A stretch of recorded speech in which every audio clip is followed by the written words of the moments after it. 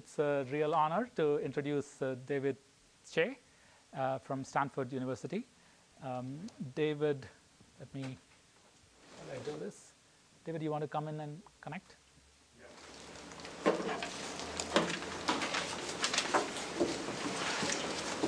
David has done a lot of pioneering work in different areas, including wireless communications. He's well known for his work on proportional fair scheduling for cellular networks.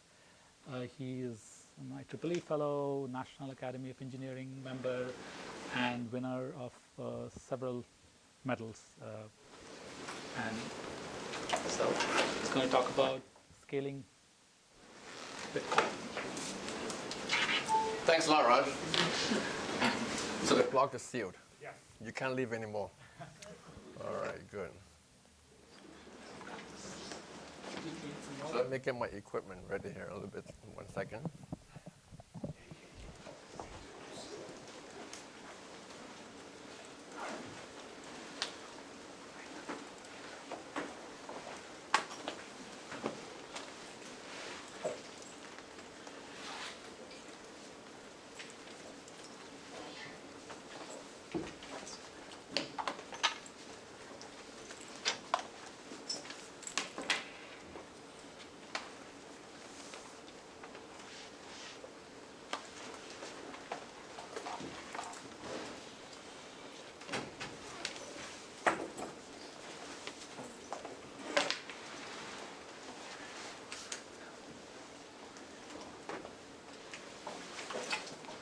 Okay. So, thank you, Dahlia. Thank you, Elaine, for inviting me here. It's a great pleasure to be here. I always like to be back at Simons Institute. I spent 1 semester, 2 semesters here before. Okay. So today, I'm going to talk about Prism, a new consensus protocol that we have been working on in the past year. And this work will be presented at CCS 19. So your work was presented in CCS 18. This is presented in CCS 19. So there's some symmetry here. Very good. Always good to have symmetry. All right. So let's get to the main point. So as everyone knows, Bitcoin has good security, 50% adversary, low transaction throughput, long confirmation latency. So the objective of this work is very simple. We asked the question, is there a natural way to provably scale Bitcoin? So that's the goal of this work, is to find a natural way to do that. And I want to argue the case that our protocol is rather natural. And second, how far can one scale? So we're going to answer these 2 questions. So this work, our approach to the problem is the following. We examine Nakamoto's blockchain rather carefully, the longest chain protocol rather carefully, and we try to deconstruct what the blockchain is actually doing. So Nakamoto longest chain is seemingly very simple, but I argue that it's actually quite sophisticated. And we made progress by trying to do the deconstruction and then put it back together again and then scale to obtain Prism. Okay. So let's start with Nakamoto blockchain.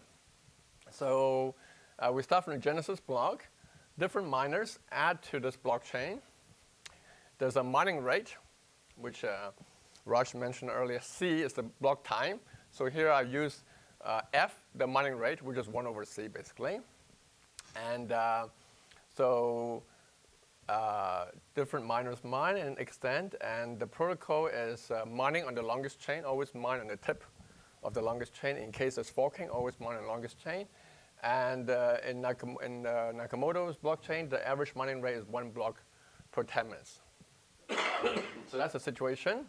So the key to the longest chain protocol is how transaction is confirmed. So here we have a block.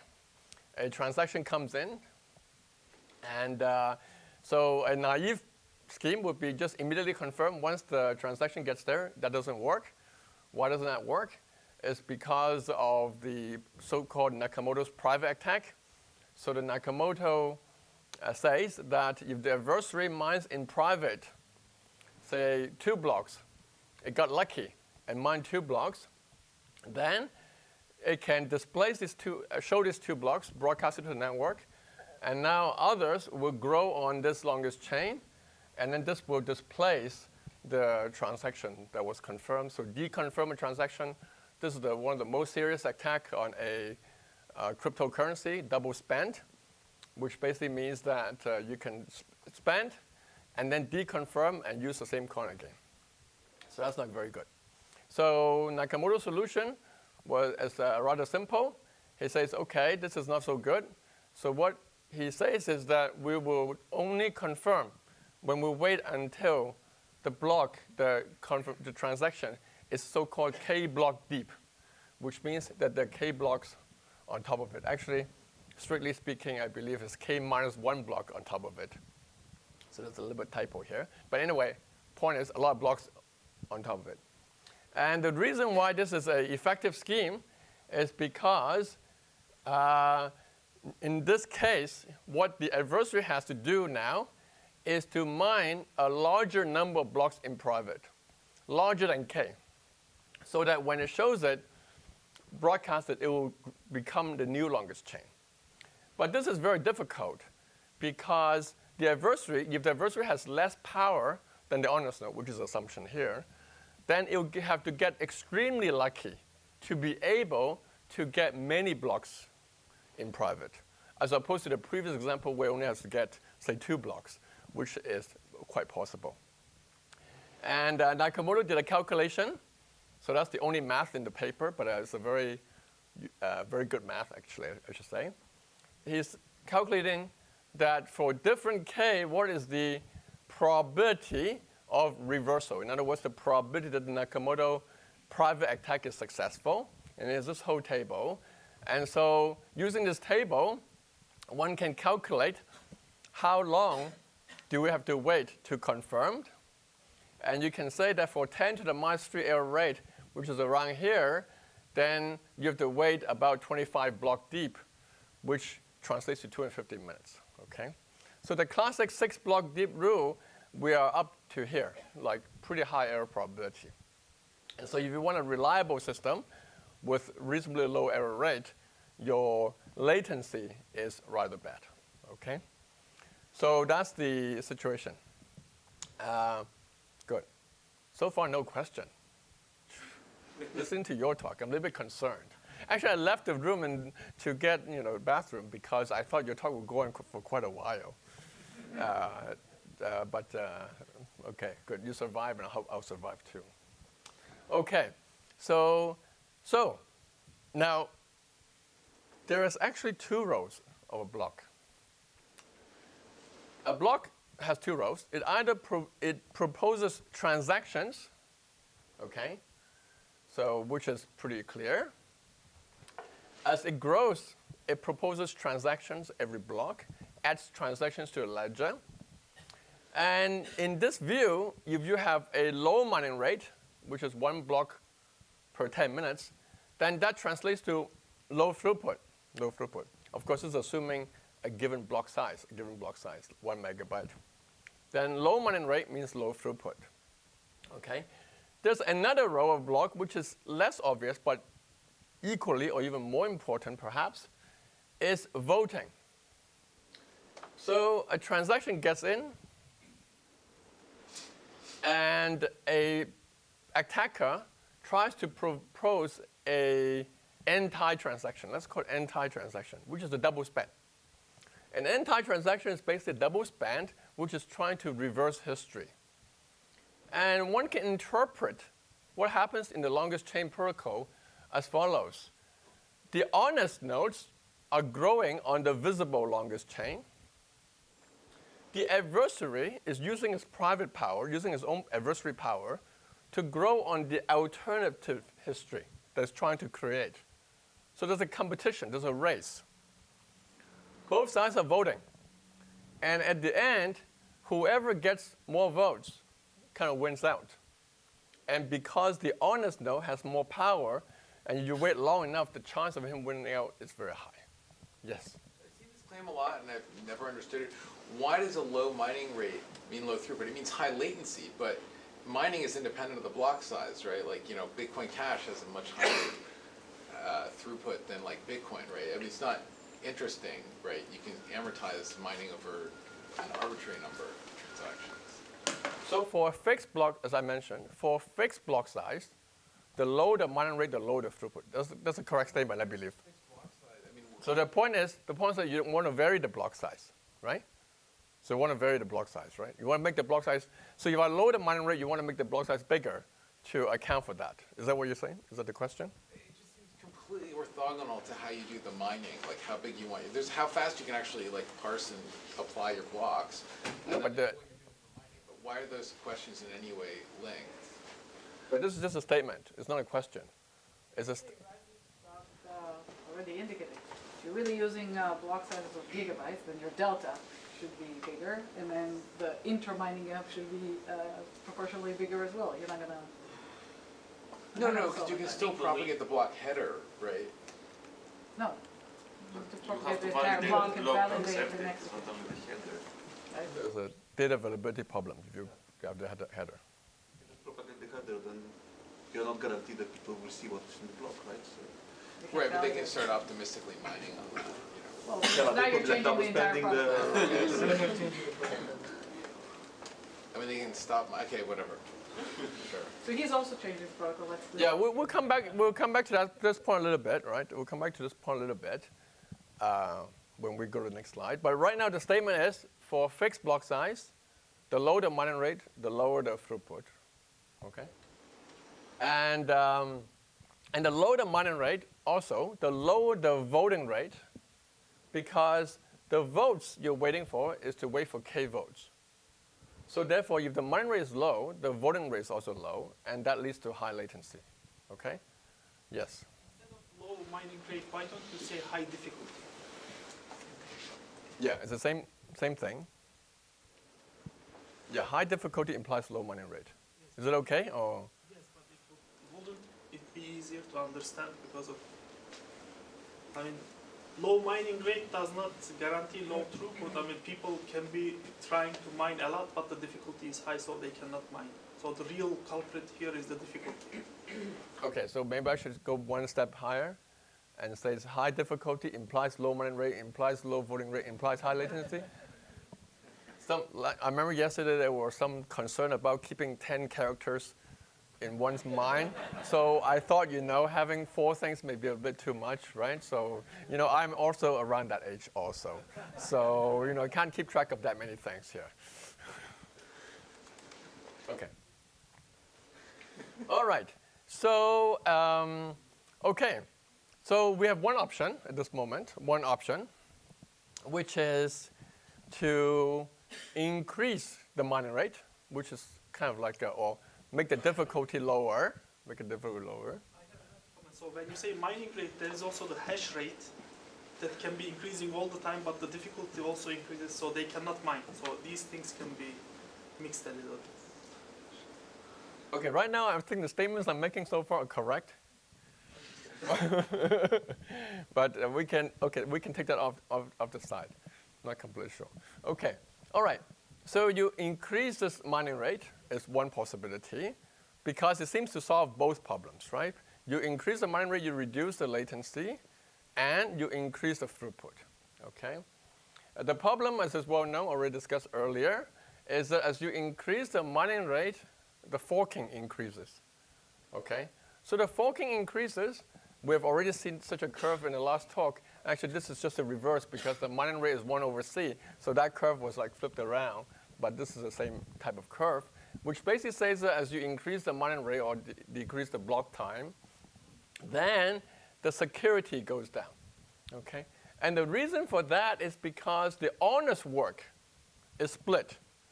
The honest work was working very hard and trying to grow this longest chain, but now it got split. And the adversary, if it's in the centralized location, will not get the split. And you cannot assume it will be a split accordingly. And therefore, relatively speaking, the adversary now has stronger power than the honest node. And so the security goes down. That's the intuition about this. Okay. So going back to David's question, which was, okay, so what about the block size? Why can't we make the block size bigger? If we make the block size bigger and keep the Nakamoto protocol, right, then the network delay will increase. And this mining rate is really the block generation rate normalized by the network delay, okay? So it has the same effect, which is to increase the mining rate, okay? So it's the same problem here, okay? So sticking within the Nakamoto protocol, then the longest chain, then we have this trade-off between security and scalability in terms of throughput and latency. So basically the whole effort that we're making is try to see whether this trade-off is kind of fundamental or can it be overcome.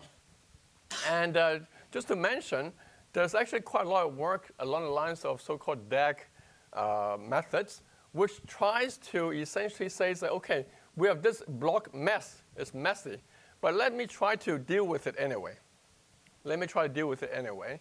And I must say these approaches not extremely successful because the analysis is extremely difficult and tricky. For example, I think you already mentioned in your paper that in Ghost, for example, it is not secure.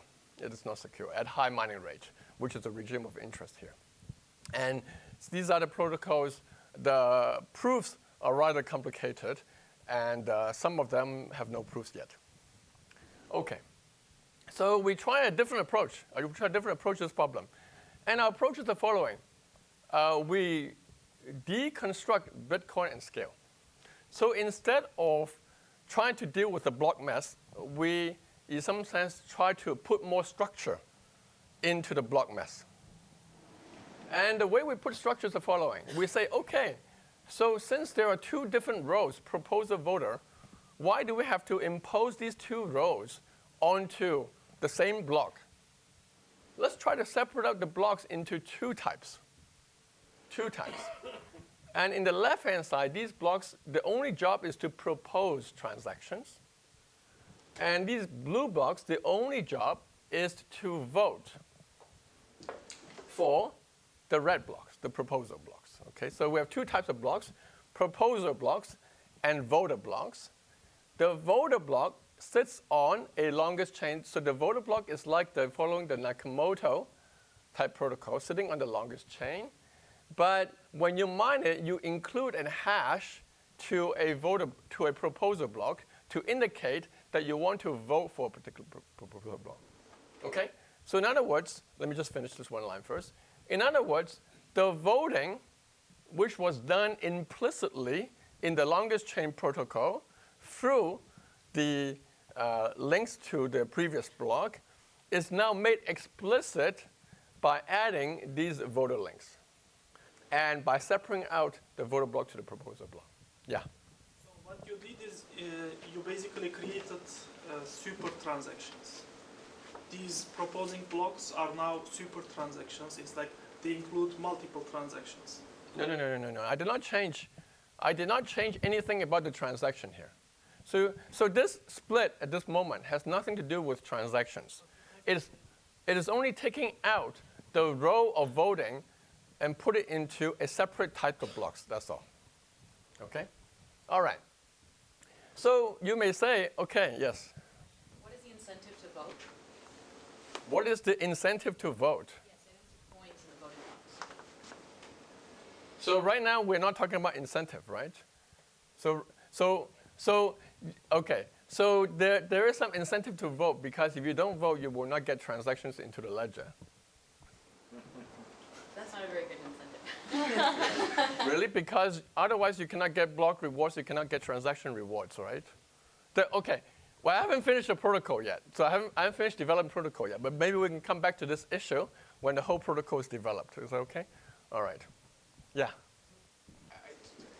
How is this picture different from like the left being block headers, the right being block headers, and the left being blocks? Like there's exactly one proposal block that's exactly the same size per voting block? No. So this picture is only a cartoon picture. In general, there doesn't have to be a one-to-one correspondence at all. So you have sort of two things growing in parallel. Point to one another? Okay, I get it. Actually, it's not finished yet. Let me finish first. I think it is. Thank you very much. There are some kind people. Oh no, I'm not saying you're not kind, but okay. All right. So you may say, why do I split this structure? Right? This seems rather complicated because there was one nice longest chain. Why did the split? Oh, you have a question already? Oh, okay. All right. Voting is happening. Was it the same at which earlier? Yes, that's right. Exactly.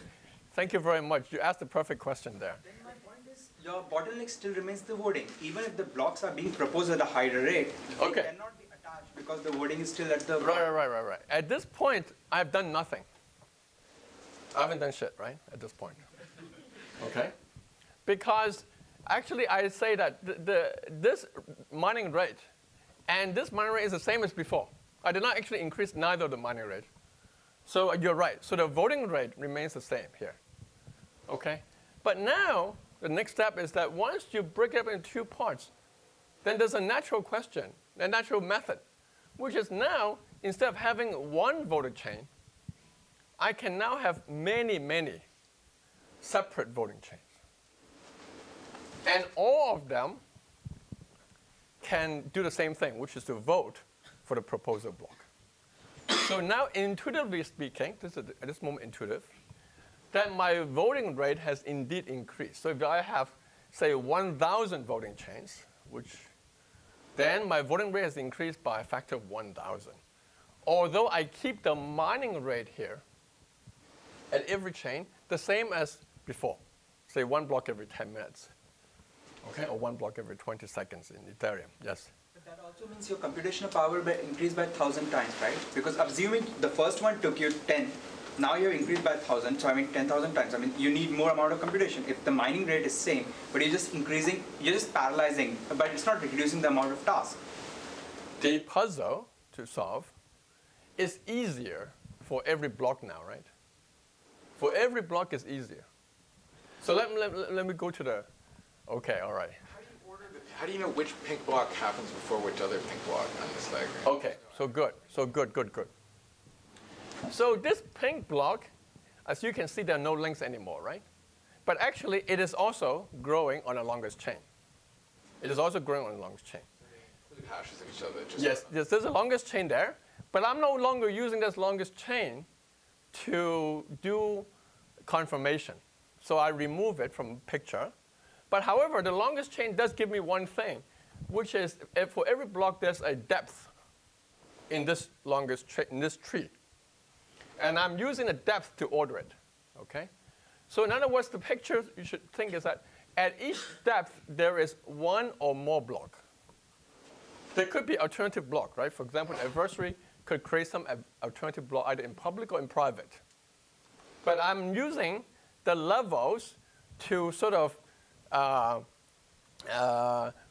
to define my competitions. And so is it fair to say that the difference between this and just having a larger block size is that with a larger block size, it's all or nothing, whereas here I could vote for 2 blocks and you could vote for one of those 2 blocks, like the older of the 2 blocks that I'm voted for, and so we would somehow reinforce each other, the ability to kind of vote for some of the transactions where someone else is voting for a larger set. Is that the kind of nugget that's going to make this different? Okay. All right. So maybe the nugget is the following. In the longest chain, when you wait for one vote, that one vote may come in 5 minutes, or may come in 10 minutes, or may come in 15 minutes. Okay? Then it's kind of random. And so you have to wait a long time to average out that randomness so that you can make sure that the adversary cannot by chance win. But now here, I have many votes coming like fluid. So then it's much more regular. And then intuitively, I don't have to wait that long anymore to get certainty of winning over the adversary. So this is a variance reduction strategy. But there could be conflicting transactions on the proposing blocks, right? Could be all kind of double spends on the left. Yes.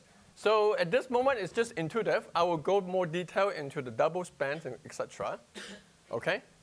Let me do it step by step, okay? All right. So now I have many voting chain, and intuitively I have low latency. I haven't stated any theorems yet, but this is the intuition, okay? Now let's just say a few words about the scheme. So first of all, I need a mechanism to sortition my blocks into the orange blocks and the blue blocks. And among the blue blocks, I need to sortition into 1,000 different voter chains. So 1,000 different types of blocks. Okay? And I will use a method is invented in the Garay paper. It's called 2-for-1 mining. Also used in Pass and Sheaf fruit chain paper, which is basically to use the output of the hash to split into different type blocks so that the adversary cannot focus its power on any one of these voting chains. Okay? So it's like a random sortition that the adversary cannot control. Okay, so that's the first one. That's how we have different types of blocks. 2 is how do I construct a ledger? Okay, first, I count votes, but only if the vote is from the longest chain of its respective voting tree. Okay, so the chain, in some sense, tells you what are the valid votes. Number 1. Number 2 is for each level, I simply choose the proposer block with most votes. With most votes. Okay? All right, so that's it. Yeah. You're talking about chains. Yes. We agree that we need to maintain chains, so you cannot assume that you have a chain. Yes, exactly.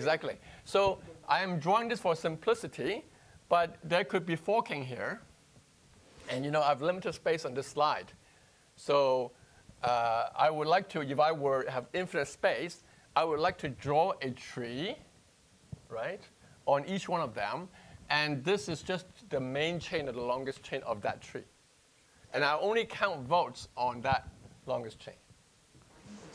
So for a given proposing block, you look at all the votes that have come in. Yes, that's right. You only look at those votes that came from the longest chains. Yeah, be careful, not the longest of the 1,000 chain, but each one has the longest chain. So it's 1,000 longest chains. Yes. Okay. How is the assumption about false distribution? Sorry, how is what? How are the 50%? How do you count it here? Yes, that's when I talk about the security proof, right? So I will this just to give an intuition of what the scheme looks like, okay? And then I will state the security theorems, and then I will go into how I would prove it intuitively, high level. Yeah. Why are all the blue chains the same height? Just because of this picture. It's random, right? Okay. It's random. So, yeah, I mean, sorry. Next time I'll draw a picture. So when you're saying take the longest 1,000 chains, those 1,000 longest chains might actually be different heights. Exactly. Yeah, this is just a picture. Sorry. This picture is too regular, yes. We do mining. Yes. The miner works, there is a different mining per chain of votes. Sorry, come again, I didn't quite understand. We know how to grow a chain Yes. through mining. Yes. So we have now 1,000 chains of voting. Yes. When a miner does mining, Yes. it works on a single chain of voting? No. So this is a so-called 2-for-1 mining. Let me explain that a little bit. So imagine you're a miner. When you mine, actually you don't know what kind of blocks you're going to get. Okay? And this random sortition process, once you solve the puzzle, then it's okay, you solved the puzzle, but it has a particular hash value. And depending on that hash value, it will sortition you into one of these 1,000 chains, plus 1, 1,000 plus 1. Okay? And then you get attached to it. So the adversary cannot say, I don't like these two voting chains. Let me just focus all my power on mining them. You cannot do that. This is very important. Okay, all right, yes. How do I put the backlink on the third chain? I don't know in the end at which chain my block will correspond. Because when you prepare the block, you have to assume the 1,000 possible scenario. So I have to put 1,000 hashes. Yes. But then, of course, when you actually put the block in, you can just put the Merkle proof. Okay. And the content for that particular block. Okay? You complain there are not enough questions. Point out, be careful what you ask No, for. I did not complain. Okay. Yes. Can we understand this as you apply the law of large numbers across space instead of over time? Space, time. Yeah, so that's how I answered David's question, which is that when you go longer and longer, you are sort of waiting over time to average out your randomness, you reduce your variance. But here I'm averaging over some space because I'm doing this in parallel. Good. All right. Okay. So, all right. So at this moment, I have now have a scheme with intuitively potentially low latency. However, I have not increased the throughput yet, okay? So to increase the throughput, we follow this deconstruction process one more step. We take out these transactions and put it in transaction blocks. And again, these transaction blocks are created through a sortition process. And only the transaction blocks carry transaction. These guys now do not carry transaction. What they do is when you mine them, you insert pointers to transaction blocks that have not been referred to before. And so when you now get confirmed a proposal blocks, then it brings along with it the transaction blocks, and those transactions enter into the ledger. Okay? So that is how we no need to increase the block size. So effectively, we're increasing the block size. But we're not, this proposal block size is not increased. And so there's no serious forking problem along this structure. Okay? So that's how we increase the throughput. Okay. So this is Prism, okay? All right, so now the key idea here that we use is the decoupling idea, okay? And this idea has been used before. In particular, it has been used by decoupling transactions from proposing. In Bitcoin NG and in Fruit Chain, both of these ideas, this idea has been used before. But Bitcoin NG has different. It focuses on transactions only, and you propose transactions only after you get proposed, you win the lottery, okay? And that is a big difference to us because we actually do not do that. And this is subject to bribing attack because of that. Fruit Chain focuses on fairness, but they're using a decoupling idea here. So what we are doing here is we are basically following the decoupling principle we're carrying to the extreme, which is we decouple everything, transactions, proposing, and voting, and then we can scale everything independently so that we can simultaneously get good throughput and good latency. Okay, so a natural question now is, okay, so now you have this degree of freedom that you can scale, so how far can one scale? And at this point, you're kind of limited by physical constraints. So in other words, before we were limited by security, so the throughput was limited by security, and now we're limited by physical constraints. For example, this is an example of a physical constraint. It's like a communication link, 200 megabits per second. Or it could be some compute power that limits you from validation. You're also limited by the propagation delay, D, okay? So basically, our security theorem will say that our performance throughput is limited by this number, and the latency is limited by this number. Okay, so what are the theorems? So Raj spent a lot of time talking about the security models.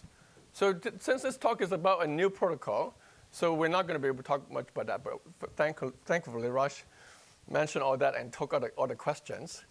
And so here I should only say that the model here is simply a synchronous model, very simple model, a synchronous model, following the Bitcoin Backbone Protocol paper, GKL 17, okay? Plus a rather simple communication model, which essentially put a constraint on how many blocks one can generate as a function of the communication bandwidth C, okay? So the security theorem basically says the following. First, Prism achieves consistency and liveness, okay, whenever the adversary power is less than 0.5.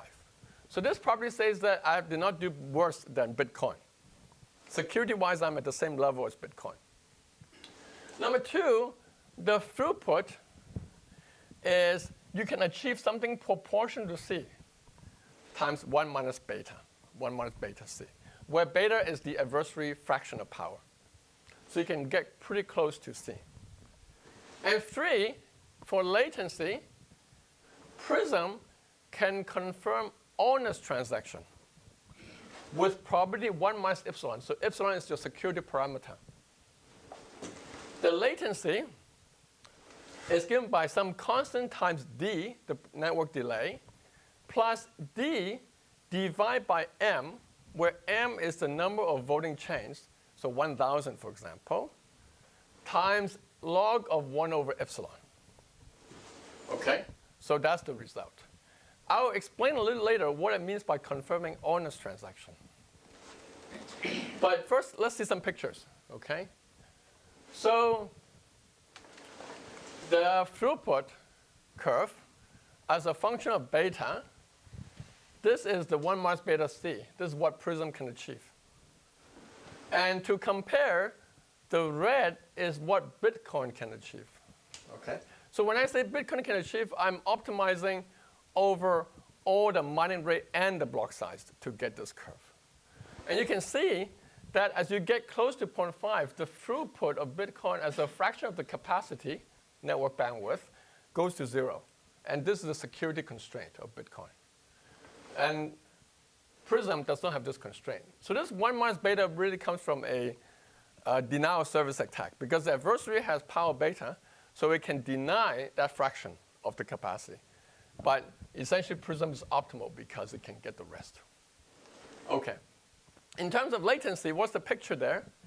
Is that if you think of, if I plot as a function of the security parameter, epsilon, the latency, Bitcoin increases, the latency increases as the security parameter goes smaller and smaller. Yes. In the previous slide, is that an asymptotic bound for Prism, in the sense that and the number of for what value of n? Yeah. So okay. So it turns out the following: intuitively, there seems to be a trade-off between m and the throughput. Okay, but in practice, this trade-off is very mild, and the reason is because the voting blocks are actually very small. They only contain a hash to a vote. Whereas the transaction blocks are gigantic. It's like 1,000 times the size in our implementation. So you can just sort of ignore that, and so there's really no trade-off. And essentially, you can delegate 99% of your total bandwidth to the transaction blocks, and the rest only takes up 1%. So this is assuming that situation. Almost like limit m. Yeah, that's right. So if you like to be precise, you can give, say, 90% to this, and you get 0.9 times 1 minus beta C. Okay? Now the latency, what happened? Yeah, Ling. So the kink is the following. This curve is security limitation. It's limited by security. This part is limited by your bandwidth. Okay? All right. Okay. So Prism, what happens is that the latency increases at a rate which is reduced by a factor of m in the Prism, where m is the number of voting chains. So this m tells you that you have an effective increase in your voting rate by a factor of m, and that reduces the latency. So the theory kind of boils out intuition. Okay. And at this point, you basically have the security parameter is of the order of m. So as I increase the number of voting chain, which have a lot of flexibility increase, this curve becomes flatter and flatter, and essentially, you're hitting the propagation delay limit over a very wide range of security parameter, very small security parameter. So that's in that sense, we're hitting the physical limit. Okay. All right. So so let's go to a little bit more deep into the intuition. Okay. So why can I get fast confirmation? Okay. So before we needed to get small epsilon, we need like say 24 block deep or 25 block deep in the longest chain. here, so that you can deny a double spend, okay? A private double spend. So here, you have 1,000 voting chain. And so one way of getting confirmation is the following. You can wait until all these chains becomes 24 deep. And now each of these votes are secure. Because what does the attacker do? The attacker will try to change your vote by growing a sidechain. So for example, you vote on something, it will try to shift the vote to a private block. So if you can have a very long chain, 24 block deep, then each of these votes are very secure. And then the number of votes on this block is also very secure.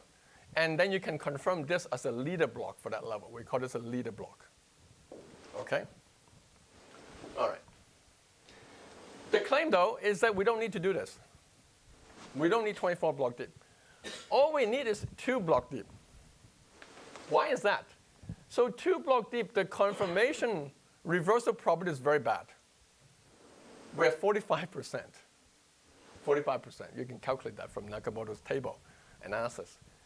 But the point is that the event I'm interested in is what? The event is that I want 500 votes to be reverted. So the adversary, if they want to displace this block, has to be able to revert 500 of these 1,000 votes. Okay? So that it can show this block and say, oh, it has more votes. So the confirmation transformation will be reversed here. Okay? Now, what's the probability of having 500 votes revert? Well, the reversal on each chain is 0.45. 0.45. So on the average, the adversary will be able to revert how many votes? 0.45 times 1,000 votes. 450 votes. So what's the chance of having 500 instead of 450? That probability is rather small, 0.001. Okay? And this probability is precisely the law of large number that was discussed earlier. And so that's the intuition. Okay? Are these inversions independent? Sorry? Are these inversions independent? Yes. So that's what I'm going to talk about right now. So this is intuition.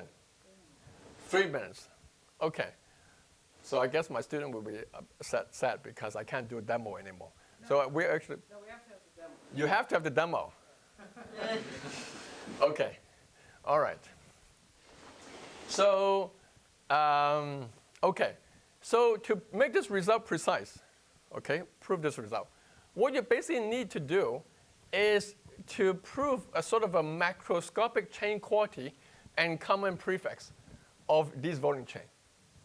You basically want to say that a large fraction of these chains have to follow common prefix with this probability 0.45. The adversary can attack all these chains in a correlated fashion. So it is true it's not independent. But through this analysis, we can show similar results anyway. Okay. All right. So that's roughly the story. Now, there is a little bit more complicated story. Now, you said I have 3 minutes, right? Including the demo. But I want to say one thing here, which is, since it's a consensus community here, a very natural question is, hey, how come I only have 1 block here that I'm voting for? What happens if I have 2 blocks? So for example, the adversary can publish 1 block in parallel to the honest block and tries to steer the vote. For example, so that you have a near tie. I think that's the question that Dahlia asked me earlier, so I thought I'd show this. Okay? Tie, near tie. Okay? So one thing you notice is that I never actually describe what the voting method is. It turns out our analysis holds for any voting method, as long as you vote. So that's important, you vote.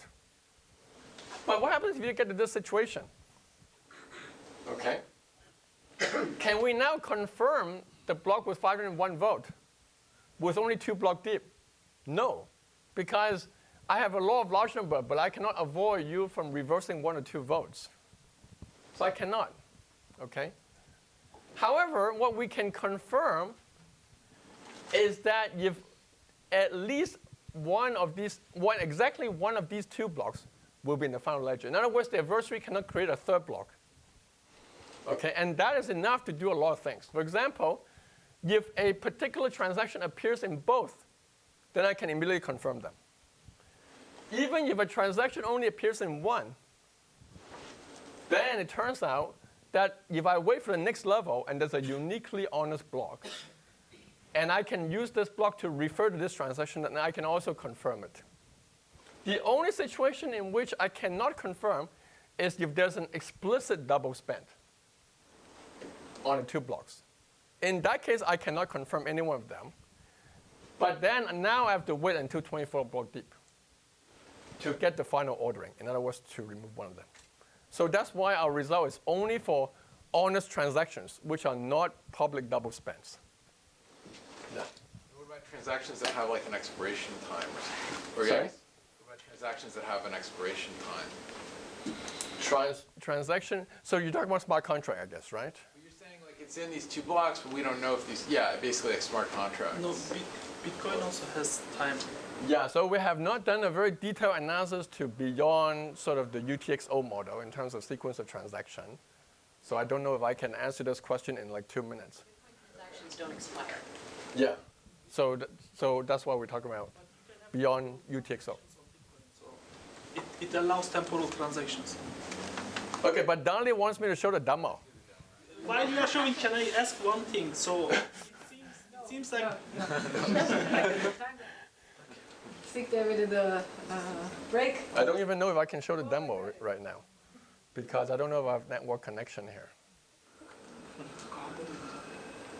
See, because Cal Visitor cannot allow me to, they have blocked off my, okay. All right, I can't show the demo. Well, this was. You can connect it to your, Oh, I can connect to my phone. That is true. Let me try that. But my phone went off. Can you guys give me 30 seconds? Is it okay? Oh, it's up there now. Sorry?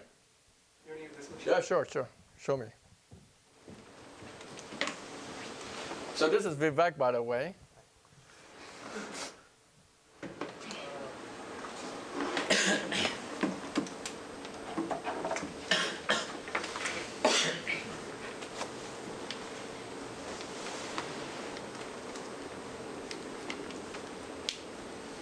Okay. While you're here, why don't you show the demo? All right.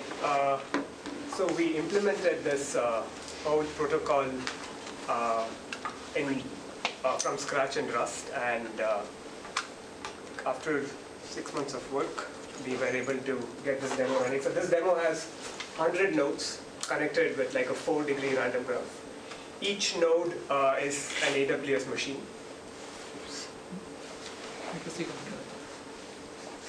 And each node is as powerful as my Mac. And now we started this machine, we bootstrapped it with by just giving each user a certain constant amount of coins. And then we started running the protocol, and the performance of the protocol can be broken down into 3 different parts. One is the throughput, the other one is the latency, and the last one is forking, which is not very visible. Yeah.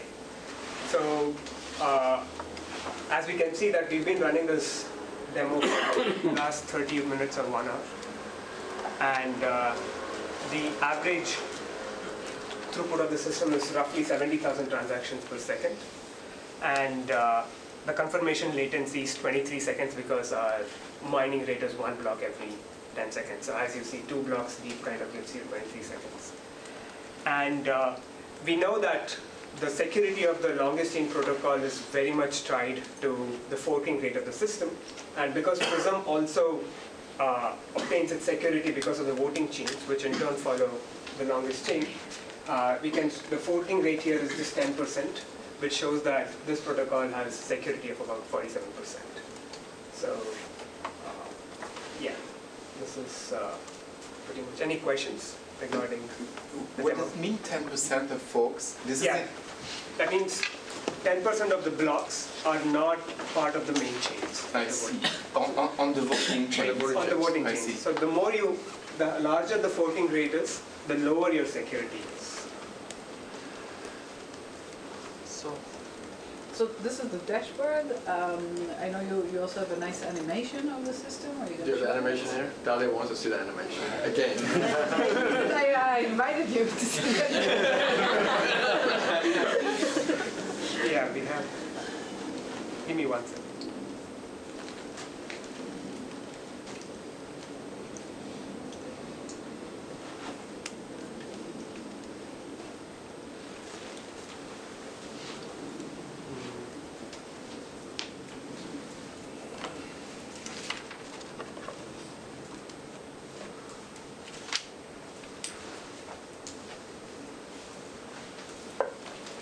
This is a rather demanding host here. You have to insert stuff that was not in your talk. I don't know.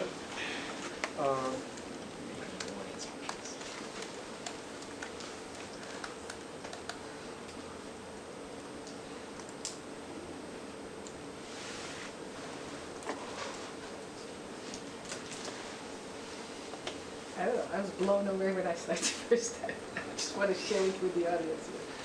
Yeah, so like. So David left already, but the voting chain are not equal length, as you can see.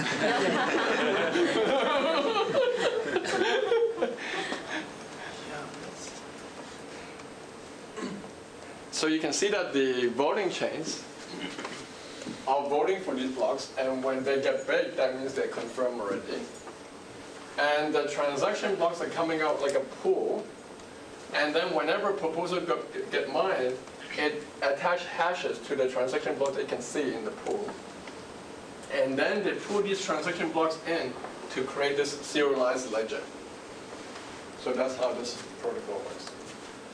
All right, was it worth it?